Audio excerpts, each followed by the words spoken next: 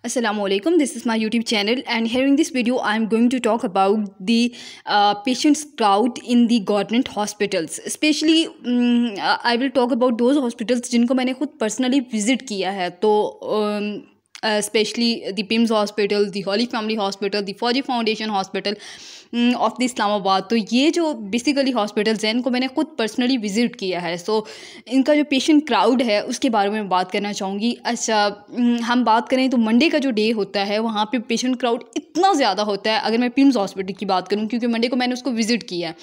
अच्छा, इतना patient crowd वहाँ पे मौजूद था कि वो जो रॉ थी वहाँ पे अगर आप अंदर आना चाहते हो उस एक डिपार्टमेंट के अंदर, ओपीडी के अंदर अगर इंट्रेंस आप करना चाहते हो तो आपको इंट्रेंस के लिए आपके पास स्पेस नहीं है. वहाँ स्पेस नहीं है, इंट्रेंस के लिए स्पेस तक नहीं है. अच्छा, आप बाहर जाना चाह रहे हो तो आपके पास स्पेस नहीं है बाहर जाने के लिए. इसके अलावा अगर कोई व्हील चेयर है वो इंटर होना चाहती है तो वो स्पेस नहीं है.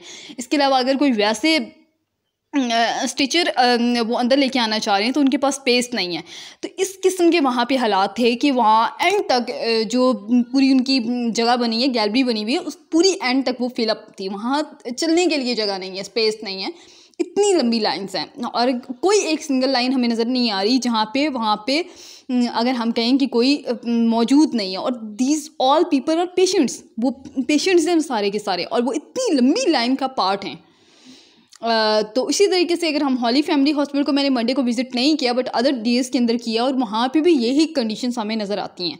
इसी तरीके से फौजी फाउंडेशन हॉस्पिटल को मैंने विज़िट किया और वहाँ पे भी यही चीज़ें नज़र आती हैं. But I will talk about, if I talk about फौजी फाउंडेशन हॉस्पिटल, तो वहाँ पे जो मैनेजमेंट सिस्टम है इट्स गुड, बहुत अच्छा मैनेजमेंट सिस्टम उनका, बहुत अच्छा है, जिसकी वजह से चीज़ें अच्छी हैं, बेहतर हैं. बट जो पेशेंट क्राउड है अगर हम बात करें तो एक पहले आपने स्लिप लेनी है, उसके लिए आपको एक लंबी लाइन का पार्ट बनना है.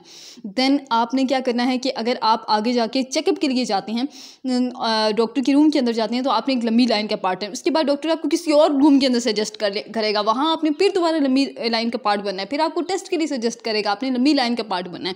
फिर वो आपको कहेगा मेडिसिन जाके लें, फिर आपने एक लंबी लाइन का पार्ट बनना है. और आप पेशेंट हैं और आपको कंसिस्टेंटली वेट करना पड़ेगा, इतनी लंबी लाइन का पार्ट बनना पड़ेगा, खड़े होना पड़ेगा, और आपकी इतनी कैपेसिटी नहीं.